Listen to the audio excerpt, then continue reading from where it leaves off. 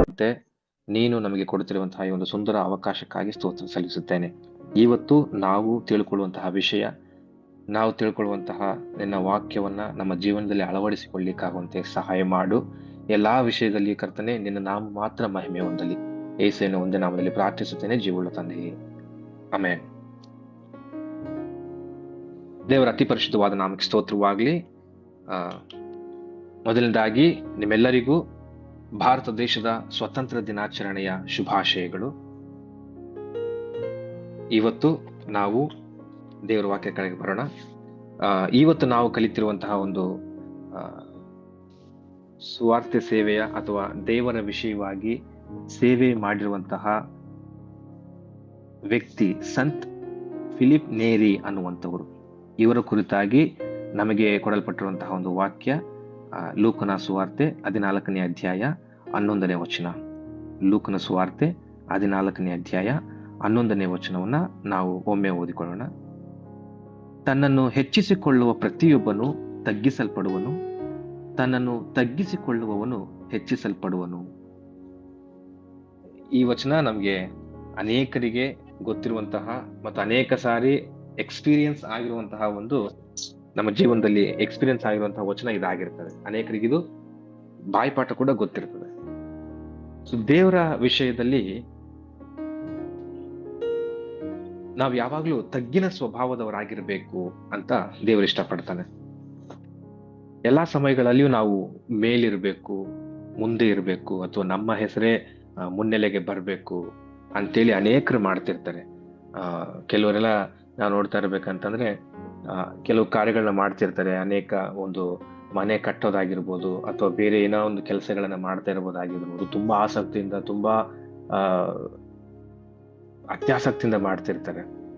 ಒಂದು, ಅದು ಕೆಲಸದ ಮೇಲೆ ಆಸಕ್ತಿ ಇದ್ರೆ ಸಂತೋಷ, ಓಕೆ. ಇನ್ನೊಂದು ಏನಂತ, ಯಾಕಪ್ಪ ಮಾಡ್ತಾ ಇದೀಯ ಅಂತಂದ್ರೆ ಯಾರು ಕಟ್ಸಿದ್ದು ಅಂತ ಕೇಳಿದ್ರೆ ನನ್ನ ಹೆಸರು ಹೇಳ್ಬೇಕಲ್ಲ ಸ್ವಾಮಿ ಎಲ್ಲರೂ.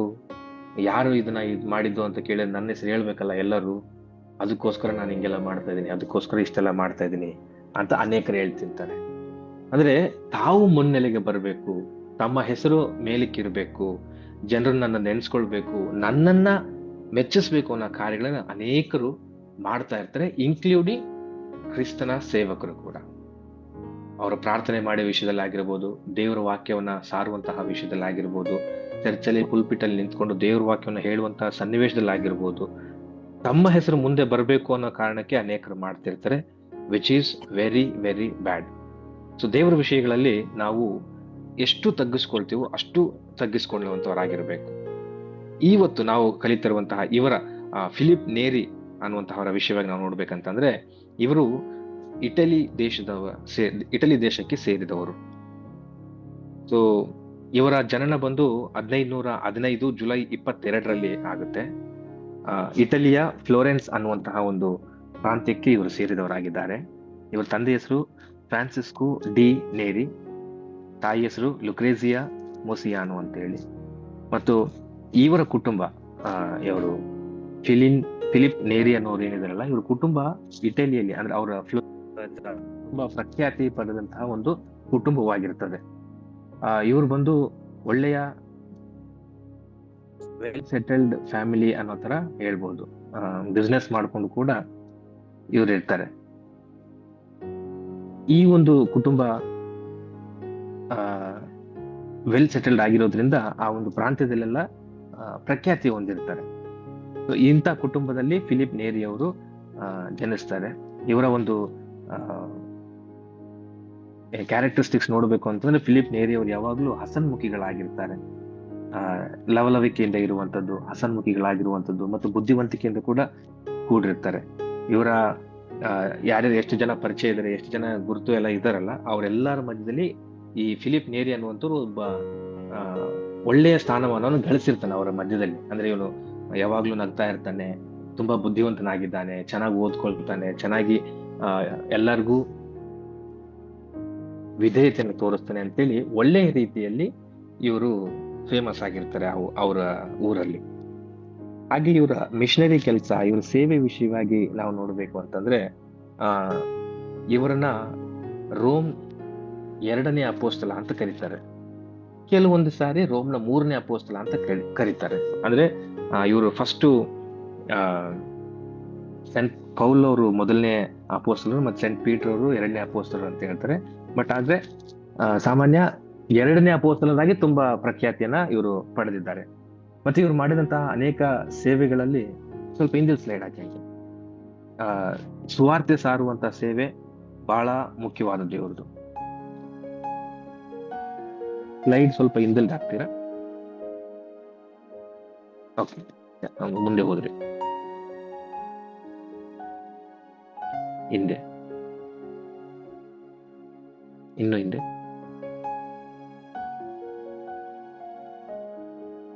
ಓಕೆ, ಸೊ ಇವರು ಇಟಲಿ ದೇಶದಿಂದ ರೋಮ್ ದೇಶಕ್ಕೆ ಪ್ರಯಾಣ ಮಾಡ್ತಾರೆ.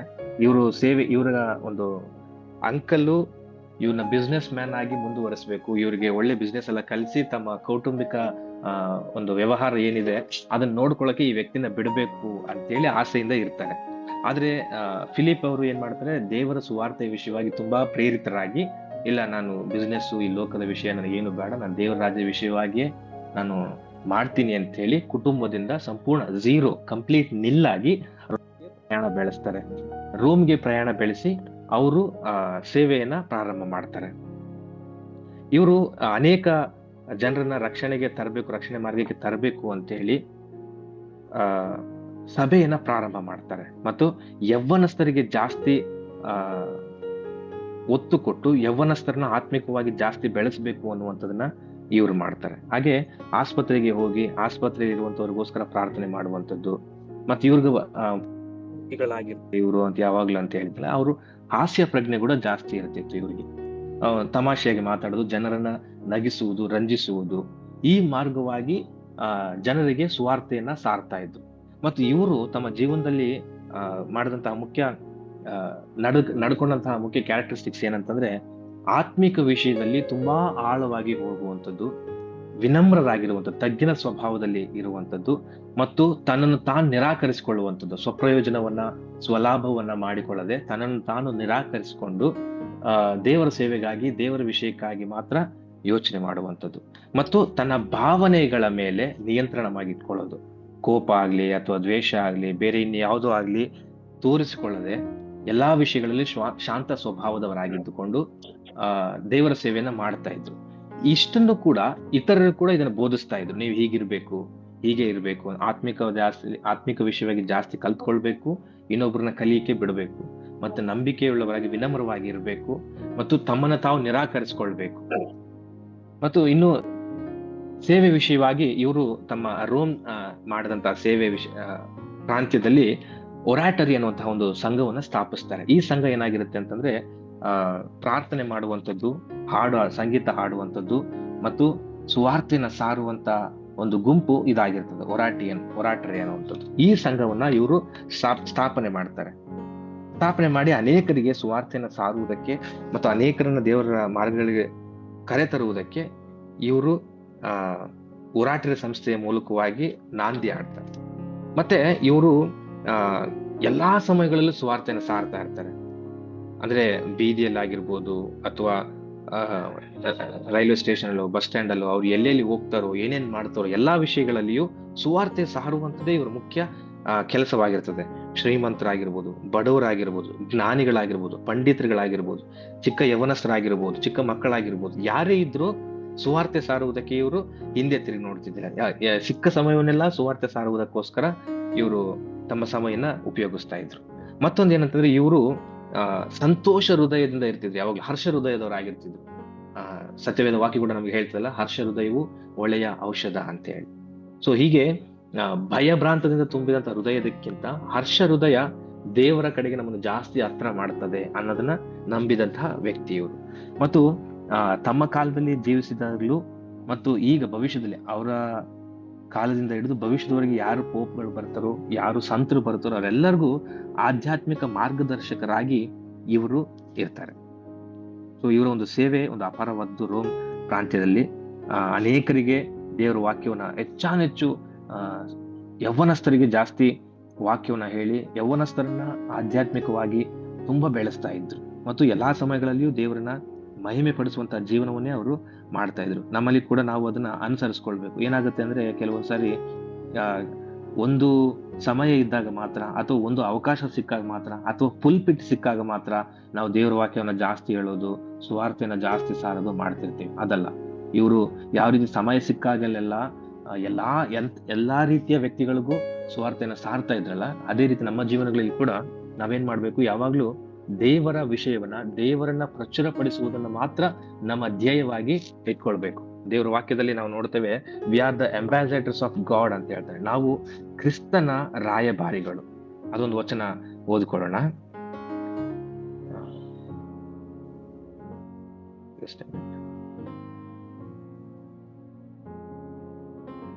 ನಾವು ಎಲ್ಲೆಲ್ಲಿ ಹೋಗ್ತೀವೋ ಅಲ್ಲೆಲ್ಲ ದೇವರ ಸುವಾರ್ತೆನ, ದೇವರ ವಿಷಯವನ್ನ ಸಾರಬೇಕು ಅನ್ನುವಂಥದ್ದು. 2 ಕೊರಿಂಥ 5ನೇ ಅಧ್ಯಾಯ 20ನೇ ವಚನ. 2 ಕೊರಿಂಥ 5ನೇ ಅಧ್ಯಾಯ 20ನೇ ವಚನ ಓದಿಕೊಳ್ಳೋಣ. ಒಬ್ರು ತೆಗೆದಿದ್ರೆ ಓದ್ರಿ. ಓಕೆ, ನಾನೇ ಓದ್ತೀನಿ. 2 ಕೊರಿಂಥ 5:20. ನಾವು ಕ್ರಿಸ್ತನ ರಾಯಭಾರಿಗಳಾಗಿದ್ದೇವೆ. ಅಂದ್ರೆ ದೇವರ ಅಂಬಾಸಡರ್ಸ್ ನಾವು, ದೇವರನ್ನ ಪ್ರಚುರಪಡಿಸುವಂತವ್ರು ನಾವು, ಕ್ರಿಸ್ತೇಸುವನ್ನ ಸಾರುವಂತವ್ರು ನಾವು ಆತನ ಹೇಗೆ ಇದ್ದು, ಆತನ ಹೇಗೆ ಜೀವನ ಮಾಡಿದ್ನೋ, ಆತ ಹೇಗೆ ನಮಗೆ ತಿಳಿಸ್ಕೊಟ್ಟಿದ್ದಾನೆ ಮಾರ್ಗನ, ಅದರಂತೆ ನಾವು ಕೂಡ ಪ್ರಚುರ ಪಡಿಸ್ಬೇಕು ಜನಗಳಿಗೆ. ಎಲ್ಲಾ ವಿಷಯಗಳಲ್ಲಿಯೂ ಯೇಸು ಕ್ರಿಸ್ತನ ಜೀವನವನ್ನು ನೋಡುತ್ತಾರೆ. ಪ್ರಾರ್ಥನೆ ಪ್ರಾರ್ಥನೆ ಪ್ರಾರ್ಥನೆ, ಸೇವೆ ಸೇವೆ ಸೇವೆ, ಇದೇ ಆಗಿತ್ತು. ಬಟ್ ಈಗಿನ ಜೀವನ ಶೈಲಿಯನ್ನು ನೋಡ್ಕೊಂಡ್ರೆ ಬಹಳ ವಿಪರ್ಯಾಸವೇ ಆಗಿದೆ. ಸೇವೆ ಒಂದು ಭಾಗ ಅಷ್ಟೇ, ಪ್ರಾರ್ಥನೆ ಒಂದು ಭಾಗ ಅಷ್ಟೇ ಆಗ್ಬಿಟ್ಟಿದೆ.